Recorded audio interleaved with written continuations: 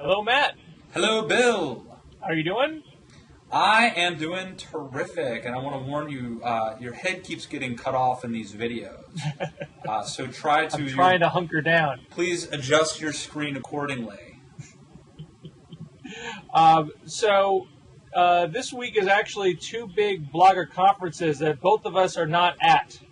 We are not, which might say something about the state of the blogosphere and the state of the progressive blogosphere and the liberal blogosphere, that they're not having us there. Nor, we both, like last year, I think we both spoke, right, at these events. But maybe the two of us have gotten too big for these things. It feels like, either too big or too small. I'm not sure. But Netroots Nation and Rights Online are both happening in Minneapolis. I know that at Netroots, the big names are Senator Franken and Russ Feingold and Van Jones. Van Jones is in the process of trying to spark a American Dream movement. He'll actually be a featured part of my own organization's conference, Take Back the American Dream conference, happening in October. Which is the real conference that everyone should go to on the left. Exactly. Do you know what the signature elements of the Rights Online conference is this year? I have no idea. I honestly don't. I don't know what's happening there. This is kind of sad, Bill, but I'm out of the loop. I guess I'm post-partisan or something. But I do know this. I saw. What do we think about the fact that Dave Weigel will be on a panel at Netroots Nation? Do we have an opinion on that? Well, Weigel is someone who has been characterized as more libertarian and not liberal, but he still sort of traffics in liberal online circles and does a lot of critical reporting on the conservative movement. So it doesn't shock me that he'd be at Netroots. I mean, Netroots is to serve on a panel is not necessarily to endorse a particular agenda. So it would seem perfectly fitting that he'd be there. It might be interesting to see if he says something that is more activist and journalistic, because he basically is a journalist, even an opinion journalist. I will say this too, by the way. I was invited, although I won't be there, but somebody was putting together a bipartisan happy hour or something. So one of these Ad Faro group or some. I probably shouldn't have mentioned anybody because I don't remember exactly. It was some strategy group that was putting together a right meets left happy hour where everybody can get together and sing Kumbaya out in Minneapolis. Well, if it's not Kumbaya and punches are thrown, I assume we'll find out soon enough. Well, I think without you and me there to bring Minnesota Nice to the convention, God knows what might happen. Well, besides the conference tiering that's going on, the biggest political news this week, I think, is the Republican debate on CNN from Monday, which was at least deemed by the pundits to be big wins for Romney, not getting a serious punch thrown at him and remaining as the front runner, but Michelle Bachmann coming up as perhaps being his most prominent conservative challenger. Is that how? I sense that's how the professional pundits saw it. Is that how conservative bloggers saw it? Yeah, it was a bit disconcerting, Bill. I have to tell you that my analysis was in lockstep with the mainstream media. When I got done and I realized that my analysis was very. Did it make you wonder if you were totally wrong? Yeah, it did. It actually did. It made me kind of give a second thought. So let's see. R. Emmett Terrell at Spectator.org. The Pulchritudinous. Michelle Bachmann stole the show. She was charismatic and eloquent. She got the most attention, and she had only been in the race a few minutes. That was sort of the sentiment. That's what I felt, too. I thought that Michelle Bachmann really stole the show. I think she... Can you try to explain this to a good liberal?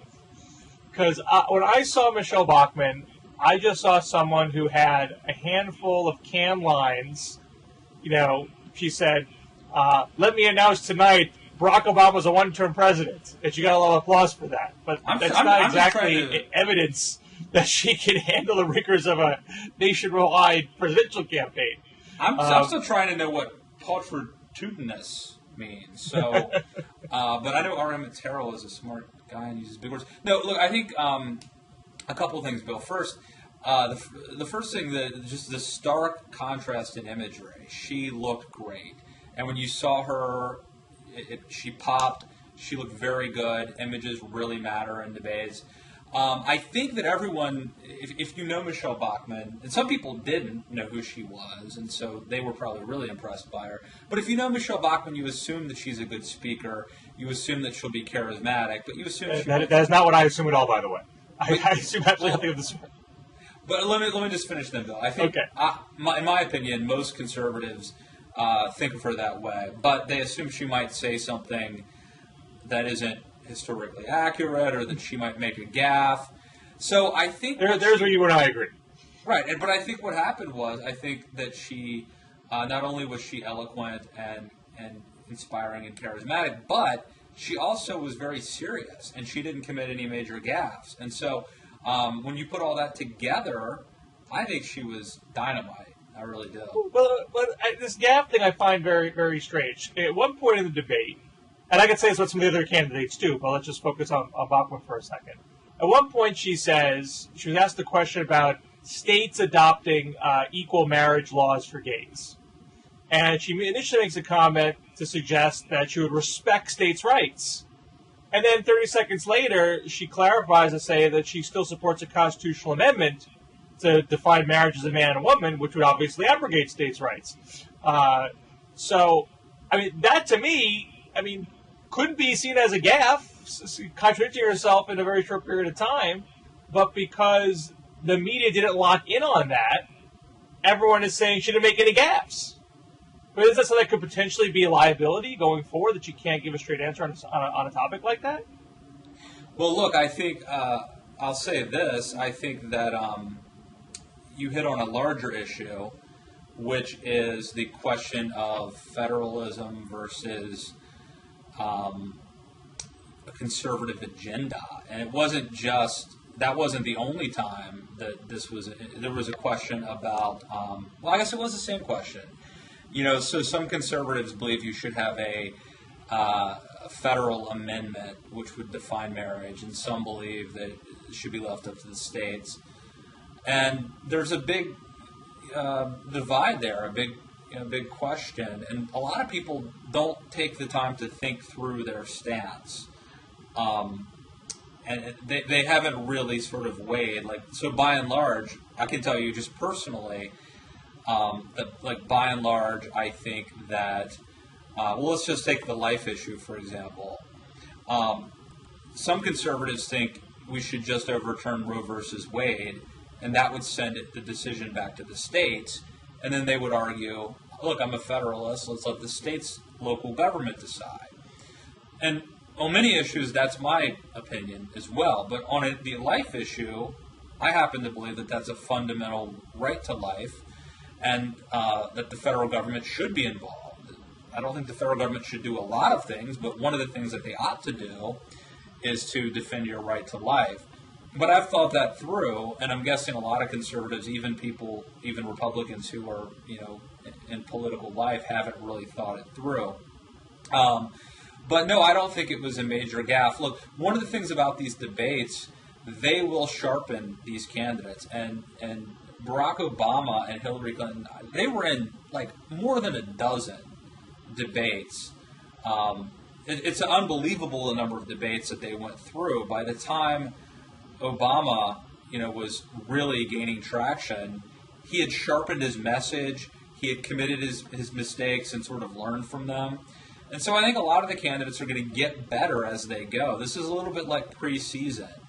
And so I guess there's an argument there that since Michelle Bachmann did better than some of her past TV appearances might have suggested, perhaps that means she has even more upside to come.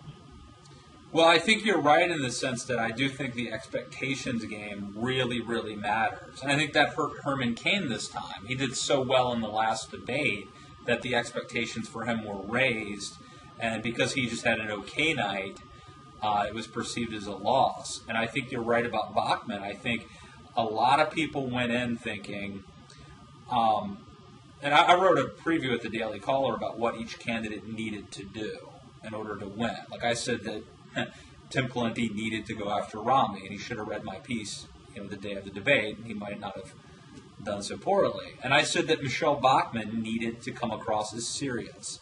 That's her problem is not that people don't think she's interesting enough, not that people don't think she's even smart enough. It's that people don't think she's serious enough, that she has a competence and a credibility issue. And I think she more than overcame it. I think she was clearly the winner.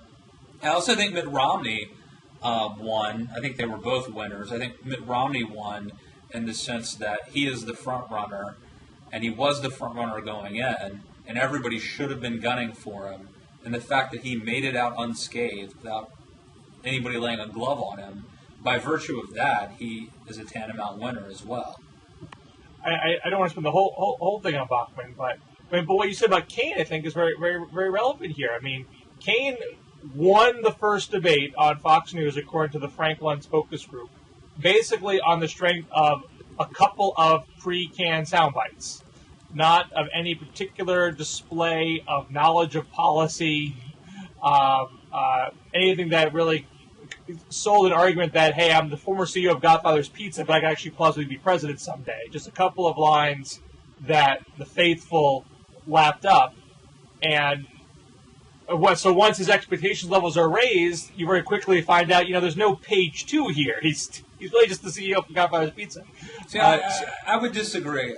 I mean, I hear what you're saying. But I would just think Michelle Bachmann would be the same thing. I really didn't see enough there to suggest, I'm not expecting some grand policy address coming from Michelle Bachmann anytime soon based on the performance of that debate. So how does she handle it when the expectations bars are going to be higher next time around? Is there really a sense that she is into this for the long haul? Well, we'll see. I mean, I think that part of the test is, do you get better as you go? And I would disagree with you about Kaine. I thought he had a great debate performance the first night. I think that what some people call trite sound bites, other people call refreshing. And he's a great leader. He understands leadership. He's not only did he run Godfather's Pizza, he has a master's degree in mathematics from Purdue University. He ran the National Restaurant Association. The guy, he was a mathematician. I'm sorry, his degree is in computer science, but he was a mathematician for the Department of Navy. He has an incredible background, and I think he actually had an okay night at the second debate. I don't think his problem was he couldn't follow up the first debate. I think his problem was that Michelle Bachmann and Newt Gingrich weren't, and Mitt Romney for that matter, weren't in the first debate. So he had a lot of room for himself. He could speak more often instead of every 7 turns. I think he was every 5 turns. So he got his momentum going. And the other thing too is I think nobody knew who he was. So people were blown away by how inspiring and charismatic he was. This time around, people went into it expecting him to do well. And when he did just okay, it just wasn't as impressive. But I don't write him off. Some people do. I think Herman Cain. I mean, he's still polling, around 3rd or 4th place now in most of these polls. So granted, you can be 8 or 9% and poll 3rd or 4th because the field's so fractured. But right. It's still better than Pawlenty and Huntsman, who get far more media attention. Yeah. Well, speaking of Huntsman, did you see the video that Fred Davis put out? What? And remember, Fred Davis, who is Holly, sort of an L.A. guy. I think Inhofe is his uncle. But Fred Davis was like a Bush and McCain ad guru. And he also did Carly Fiorina's really weird web ads. Remember the Demon Sheep ad or web video? Nightmares about Demon Sheep. And wasn't one Sino, conservative in name only? Anyway, he did this video of, well, it's not even John Huntsman, according to to CNN, but it's someone riding John Huntsman's motorcycle. I guess it's in Utah. And in motocross gear. Which Huntsman does. And by the way, Huntsman, I think, brought the X Games to Utah when he was the governor there. You know, he played in a rock band, I think called Wizard, which is referenced in this video. But what was your take? Because it's certainly not orthodox, right? It's unorthodox. Well, and so if you haven't seen it, if you go to johnhuntsmanjr.com, that's the new campaign website. And actually, it's an interesting website because it's so no frills. Yeah, it's a good example, actually, I think, how you can clearly communicate a message about your candidate without a lot of bells and whistles. It's really spare, but you get a very clear sense of what aspects of his bio that they're trying to emphasize. I mean, I think it's a good video, at least to the extent that what they're trying to accomplish. I think they want to set him apart from the rest of the field, that he is not going to be a movement conservative candidate. He's not going to be a traditional candidate. And I am suspecting that they're trying to identify and create a new market niche of younger Republican voters. And therefore, a more unorthodox ad strategy may draw some voters in to the Republican primary contest that aren't already there. Yeah, so, and then Mark Weaver, the McCain, former McCain guru, talks about that a little bit. There's a big Esquire piece on Huntsman that was out this week that got some press, right? That I don't know if you saw that, where Weaver talks about he actually addresses the problem within the Republican Party and how Huntsman might be a little different. So if you look at that ad from a more traditional perspective, you think these people are nuts. How is this ad going to appeal to a Republican base primary voter? But presumably their attitude is they're not going for those sorts of voters. They're trying to identify a whole different niche. And you and I did David Pachmann's radio show the other day. Yeah, did he ever put that up? I never saw that video. Did he ever put that up? Normally, I haven't seen it posted yet. He normally tweets it like a billion times. Presumably, we'll do that soon. But I mentioned there that what I think a lot of people forget is when Republican primary contests do not have very clear frontrunners or haven't been narrowed down to 2 or maybe 3 people. And clearly this is a race like that where there's no real establishment pick that's really consolidating a large market share. You can win Iowa, New Hampshire, South Carolina with 35% of the vote. It's been done many times in the past few years, past few contests. Let me read real quick this Esquire magazine piece here. For Weaver and the rest of the team, Huntsman's intelligence and foreign policy experience, combined with his strong record of fiscal conservatism and social semi-moderation, he supports civil unions for gay couples and believes climate change is an urgent issue, made him the ideal candidate to shake up a Republican field that Weaver calls, quote, the weakest since 1940. There's a simple reason our party is nowhere near being a national governing party, Weaver told Esquire. No one wants to be around a bunch of cranks. That will tell you something about their message. Right. So if you only need 35% of the primary vote to win these early contests, and you are the only person that is appealing to what remains of Republican moderates, and you're identifying a whole new crop of younger Republican voters, can you get to 35% and have conservatives split amongst Bachmann and Santorum and Gingrich and Kane, and if Pawlenty fades and Romney fades, and you're the only ex-governor moderate-ish choice out there, you can win a race with 35% of the vote. So I presume that's the theory that they're going on. I only question how effective it will be because I think they're throwing in some more right-wing positions that they probably don't need to take to adopt that strategy. But and to the extent that might seem crazy, the Democratic contest in 2008, Obama put together a brand new coalition of affluent white liberals, people of color voters, and young voters that hadn't been done before. And over the course of that primary contest, it was very ugly. The fault lines that were exposed in the Democratic primary electorate, but it showed that the electorate was far more complicated than what you might think a Democratic primary-based voter pool would be. And so maybe the Republican pool is more complicated than we recognize right now. I'm curious if conservative bloggers are talking about that at all, took that Weaver quote that you said, that the field is a bunch of cranks, and nodding their head and saying, yeah, we got a problem here, and this Huntsman guy who's not even all that conservative is going to take advantage of this because we don't have good, happy warriors. Or do you look at that Weaver quote and say, these guys are completely out to lunch, the Republican Party is fundamentally a conservative party, and they have no room to work with at all? I think most conservative bloggers view Huntsman as a moderate to liberal, and they cannot imagine that he could win, that a guy who was working for Barack Obama a month ago or whatever could possibly win the Republican nomination. And I think they look at Carly Fiorina's campaign and Fred Davis and all the McCain people who are working for Huntsman. And I know Eric Erickson a couple weeks ago, as you remember, I sort of came to Huntsman's defense, as you might remember. Eric Huntsman had some very harsh words. Eric Erickson of Red State. Did I call him Eric Huntsman? Maybe I did. You did, Eric, but you corrected yourself. So it's Eric.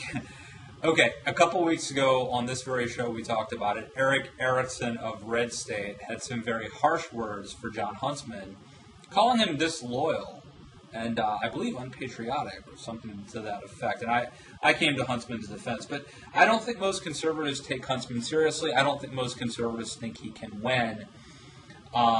So it could be that he sneaks up on people, but I don't think there's besides the Erickson shot at Huntsman from a few weeks ago, you're not seeing conservative bloggers do their dossiers on Huntsman yet out of fear that he actually has a shot at this yet. They're mostly just shrugging him off. I think so. I think most of them don't take him seriously. They don't think he can win. It'll be interesting. He's going to have this announcement coming up soon where he announces from the same spot that Ronald Reagan did, and I guess in New Jersey, but overlooking the Statue of Liberty. Is that right? Yeah, I think that's right. I think that's right. Apparently, it's a Weaver special. Weaver likes that spot. It's a good spot. It's very good imagery. But hey, let me go back to the debate real quick. There's something I wrote about at the Daily Caller, which I think is an interesting story that no one seems to find interesting, except for me. I went back and I charted when George W. Bush's popularity rating really started just cratering, and it correlated exactly with the beginning of the 2003 Democratic primary debates. It wasn't Abu Ghraib, it wasn't Katrina, which happened a couple years later. The definitive point when George W. Bush's popularity dropped precipitously coincided exactly with when Democrats started debating in primaries and attacking George W. Bush.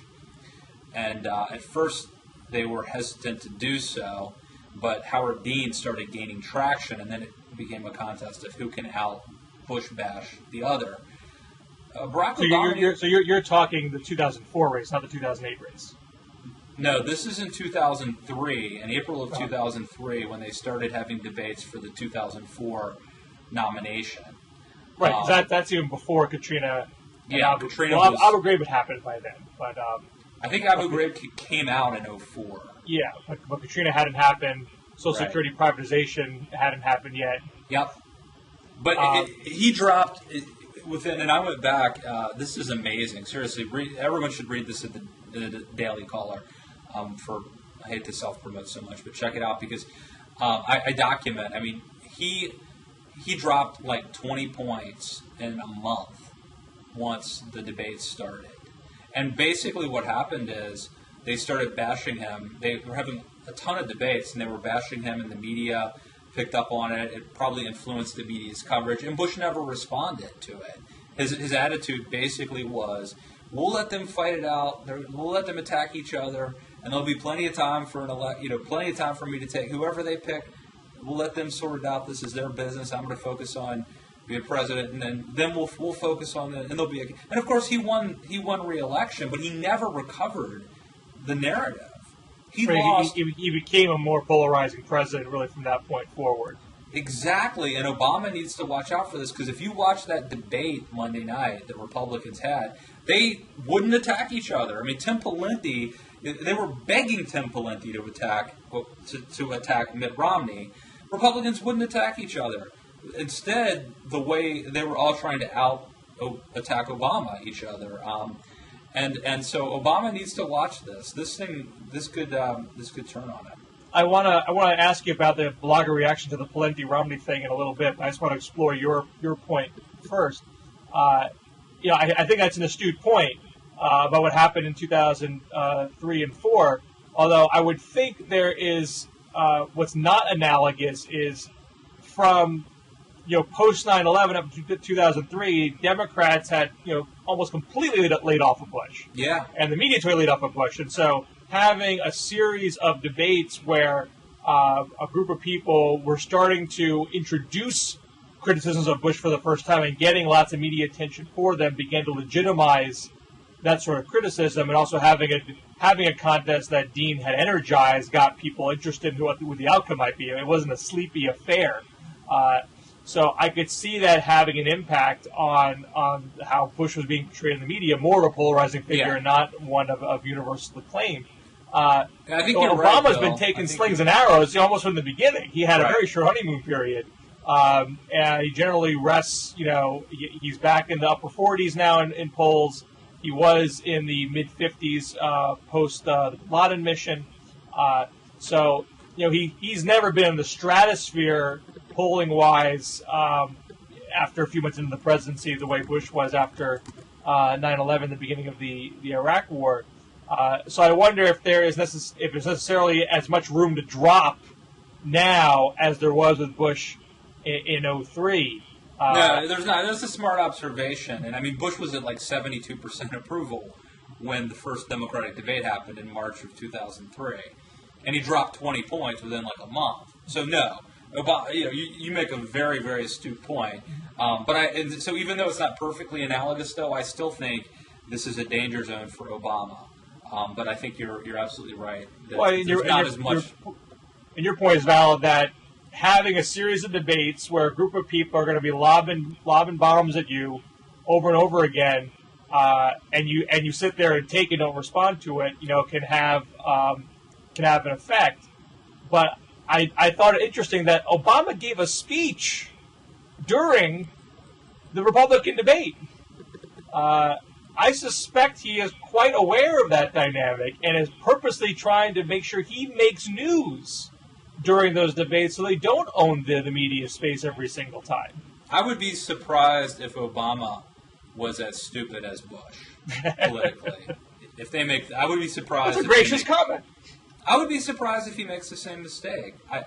I don't know why. I was utterly surprised that Bush did what he did. I think Rove now sort of admits that it was a mistake. I asked him about this when he was on my podcast a while ago. By the way, I had Coulter on today, and Ben Shapiro. Good shows coming up. And Coulter's still around? And Coulter has a new book out, Demonic. Really? It's called Demonic. It's about the liberal mob, and it's actually very interesting. It starts off. Sounds like a totally different book than on the last 10 books she's written. You know what though? This one actually is interesting because the thing that I found interesting about it, and her books are always huge sellers, but this one's interesting to me because it has a lot of history in it. That she, several chapters on the French Revolution, several chapters on the 60s, radicalism. A guy named Bachmann, who was a French social scientist who basically is the first guy to write about sort of mob mentality and group psychology and what motivates groups. Fascinating stuff. And I had her on the podcast, and she could not have been nicer or friendlier. Very friendly. Now, our bloggers. I mean, I've heard nothing about this book from the left. Yeah, it's not as controversial. It's not getting I think she would prefer if it got more controversy. I mean, are conservative bloggers talking about this? I mean, I get the sense that she's past her peak, that her shtick has been done, it's been played. She's sort of effectively been sort of the stand-up comic of the conservative movement for a long time. But there are other people, there are plenty of people who've copied that routine now, and she's not nearly as unique a figure as she was for the last several years. Well, number one, it's hard for anybody to stay on top for decades, whether you're a baseball player or an actor or whatever. Jamie Weinstein, by the way, my colleague here at the Daily Caller, wrote several pieces on it. He went through the book with a fine-tooth comb, and he has like the top 10 most controversial things in the book, the top 15 funniest jokes in the book, because she uses a lot of humor. So he really kind of chronicled it. The other thing I would say is, I think, number one, the book hit right as the Wiener scandal was breaking. I think that sucked up all the oxygen for everybody. And number two, I think maybe the left has learned that the best way to get her is to not attack her, because there are plenty of controversial things in this book they could have gone after, and but that would have really been helping her. Maybe they've figured out that just to don't talk about her. That's the best movie. I would say that the left has not learned that lesson whatsoever. But it's a lesson to learn. The left might have stumbled across the fact that if you don't talk about her, she goes away, and that would apply also, to Sarah Palin and to many others who get under liberal skin. But I think it's more that she hasn't gotten an incendiary quote into the bloodstream to have liberals be aware that this book is even out. But I do think it's one of the liberal community's bad qualities that they just can't help themselves to react to these things and to allow themselves to get a rise out of them, when all it does is serve what the conservatives are trying to accomplish. So yes, have no fear. Liberals will be agitated soon enough. Well, Christine O'Donnell is coming out with a book, I think, and maybe they'll give her lots of press and ink and inject her back into the bloodstream. They could always do that. They need a new sweetheart of the rodeo. So, well, let's just finish off with going back to the debate and Romney Pawlenty. So the mainstream media pundits really obsessed over Pawlenty flinching at saying to Romney's face, "Your health care plan is Obamacare," which he had done the day prior on Fox News Sunday.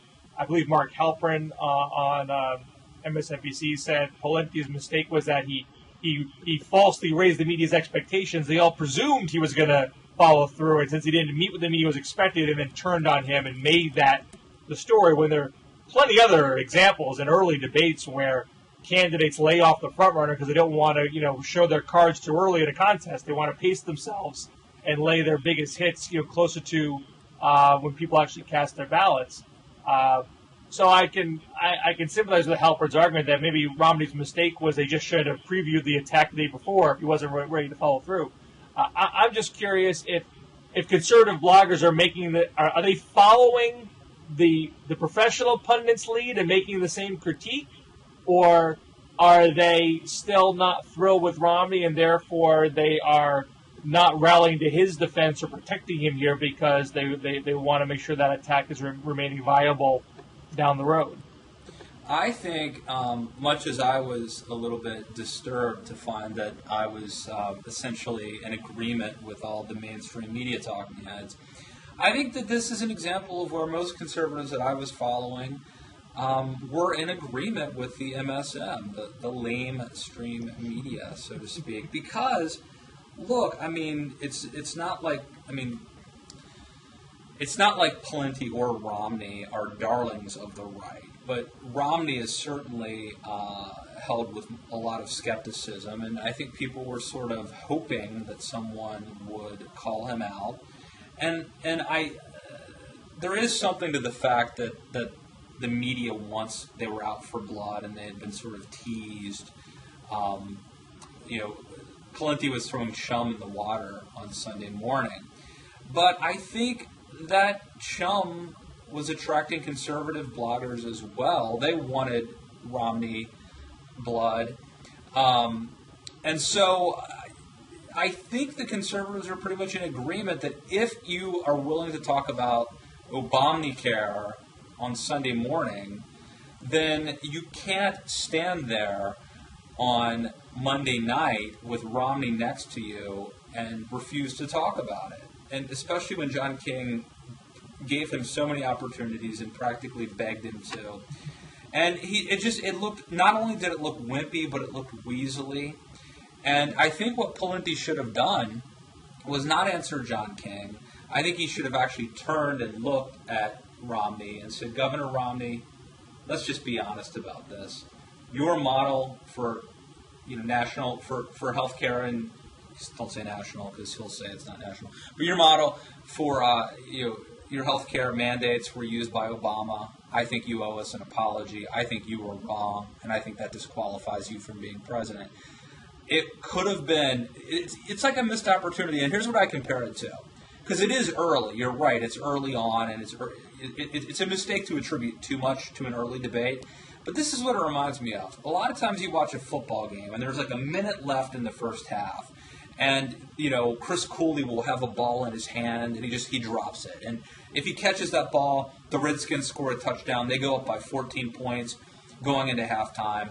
And, the whole second half is going to be different. Well, the Redskins lose that game. And, there were a lot of things that happened in the second half, but you always look back and say, yeah, but Chris Cooley had that ball in his hands. And if he scores that touchdown, we go up 14-0. That changes the whole game. That's what I think Tim Pawlenty might look back and say, even though there was a lot of game to be played after that second debate, he had the ball in his hand. And he could have ran for a touchdown. And he fumbled the ball. And I think he might be, it could have long-lasting repercussions. And the one thing that I have with that argument is, I made a comment in 2003, December 2003, after a debate that none of these Democrats laid a hand on Dean. They're basically giving this contest away. They don't want to run afoul of him when they know he's going to win. And that was totally wrong. They just didn't. They put the hurt on him outside of the debate. They put it in the ad campaign, and that was sufficient. So I don't want to get too overly excited about one debate that's even way out months ahead of the Iowa caucus. Yeah, no, you're right, Bill. And first of all, you're making a cardinal pundit mistake, which is ever admitting you made a mistake and reminding people of it. But to emphasize what you're saying, here's Pawlenty at 3-4% of the polls. He has to do something, right, to get out of that. And he had a moment to do that. Be the one guy who's going to stand up to Romney on health care, and he flinched. So you got to ask, well, when is Pawlenty going to make his move? Right, and it's not like everybody had to do it. 4% forever be taken seriously. It's not like everybody had to do it. Herman Cain didn't have to go gunning for Romney. It was Tim Pawlenty who was sort of, go back and read, and this is what pundits ought to do, Bill. Go back and read what I wrote the day of the debate, where I said, this is what everyone needs to do. I said Tim Pawlenty has to come out swinging. The status quo for him is a loss. He needs to make up some ground. And he didn't do it. And I said he's perceived as being boring, and he's perceived as being too nice. And I think he just basically reinforced the narrative about him, which is that he's just a nice guy who isn't the fighter. He's got a long way to go. And it hurts him with money. It hurts him with donors. It hurts him with, he could have came out of that debate. Think of what the headline could have been, right? As opposed to what it was. It was a huge missed opportunity. He dropped the ball. Mark Halperin said on his Times, the Page website, that Romney's answer on the Massachusetts healthcare plan, quote, was asked and answered, as if Romney has now put this to bed based on his response. That's crazy. His response is completely incoherent. You can totally pick it apart. Well, look, I think that it's such a bad issue for Romney that there's no way he can ever put it behind him, certainly not with one answer. But he came about as close as you could. I'd have to parse his actual words, but whatever he said sounded really good. Well, I can see it to the point that he said it with conviction and with certitude. Well, he talked about Obamacare cost X amount of dollars. My plan didn't. Obamacare. So he had an answer, and he got away with it. Nobody challenged him. The facts of that answer are very dubious. but no one called them on it. So Nobody you could called say, him on it. so I can understand someone say you got away with it in that debate, but to suggest, as Halperin did, that he has definitively answered this, and there's no way no one's going to touch him on this now, I find crazy talk. Well, that issue is so volatile it will never go away. But I will say this, when you get away with it once, you can start to sort of put it to bed because people start to think, well, he's answered that question, or well, he's been asked that so many. He did as good as he could have done that night and taking that issue off the table. So are conservative bloggers worried? Because, I mean, I'm sure many of them don't want Romney to be the nominee. But it seems like if you don't want Romney to be the nominee, you gotta pick a horse. You have to rally behind somebody. If the conservative movement remains fractured, it's almost certain to be Romney. Unless Huntsman can fracture that side of the pool. I think you'll find, if you were to do a survey of conservative bloggers, I think you will find a lot of them are big fans of a certain guy named Rick Perry. Rick Perry, a couple things about him. Number one, he has done tremendous outreach to the conservative blogger community. Rick Perry held a conservative blogger summit in Austin, Texas, during his race against Kay Bailey Hutchison, where he brought down people, including myself, and Ben Domenech and Melissa Clothier and other prominent conservative bloggers, and brought in, 100 Texas conservative bloggers to attend panel sessions, learn from them. Then the Red State Gathering, their big annual event last year, was held in Austin, Texas. Governor Perry spoke at the event, made himself available for interviews with any conservative blogger who wanted to interview him. I got one for Politics Daily when I was working there. Held a big party at El Arroyo, which is a really cool Mexican restaurant. So there's the personal wooing of conservative bloggers, both nationally and in the state. But there's also the fact that Rick Perry is really the one guy who bridges all the gaps. He's the establishment party can tolerate, the establishment Republicans can tolerate him. Conservatives love him. He's Southern. He would appeal to social conservatives, but not be offensive to fiscal conservatives. He's the one guy who is the whole package for Republicans. And on top of it, conservative bloggers probably like him better than anybody else in the race. The guy's incredibly friendly, incredibly nice, incredibly charismatic. The interesting thing, though, will be this little sideshow, this little drama, this little soap opera taking place with Rick Perry's, consultant and campaign manager who just left Newt Gingrich's operation. And Newt's been, a little bit, had some feathers ruffled about somebody anonymously talking to the press and blaming Callista for the downfall of his campaign. So you're seeing some media coverage of Perry after the Gingrich campaign meltdown because some of Gingrich's aides are close to Perry. And Perry went to New York to talk to conservatives recently. And he has another big national event planned, which would be odd to do if you weren't thinking about national office. So there's all that stuff generating buzz that Perry might be considering this. Are you seeing in the blogosphere, draft Perry type of talk, sort of let them know, hey, if you jump in, we conservatives in the blogosphere are going to be there for you. Is that happening yet? I don't know about the blogosphere, but I'm seeing it happen around the states. In fact, I just saw the other day there was a list of 25 state legislators from Arkansas that signed a letter. I think it was Arkansas. Signed a letter saying that if Rick Perry gets in the race, they will endorse him immediately. I mean, there is a real draft Perry movement.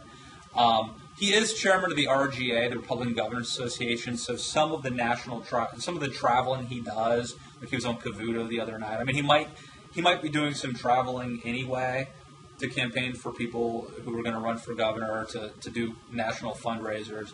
But the people that I talk to who are in the know, well, I'll say some of the people that I've talked to have told me he is very, very, very likely going to run for president.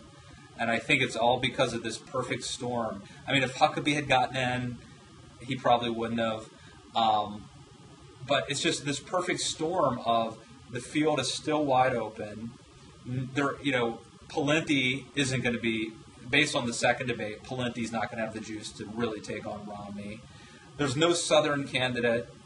And then you have Perry's top two aides, his former campaign manager and his former general strategist, both leave Gingrich. So they're available. It's very interesting what is happening. And, nobody knows what these guys are going to do. But I would not be surprised if Rick Perry gets in the race. And if he does, I would say that he will be the favorite among the vast majority of conservative bloggers for all the reasons I just outlined.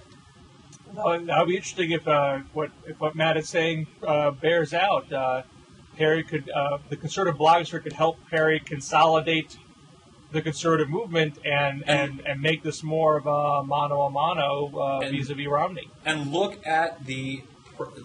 go back and look at the press he got from conservative bloggers when he ran against K. Bailey Hutchison. Look at the national conservative bloggers all over the country who wrote about this race in Texas when there was a lot of stuff happening. And don't get me wrong, a U.S. Senate race where a sitting U.S. Senator primaries, a gubernatorial race where a sitting U.S. Senator primaries a sitting Republican governor. I mean, that is newsworthy. But look at the ink Rick Perry got from a lot of people, including myself, people at places like townhall.com and National Review and Hot Air. I mean, Rick Perry, and by the way, there was a time a few years ago when a lot of conservatives in Texas really didn't like him that much. But his support became galvanized when K. Bailey Hutchison primaried him. And he's also picked up on the Tea Party.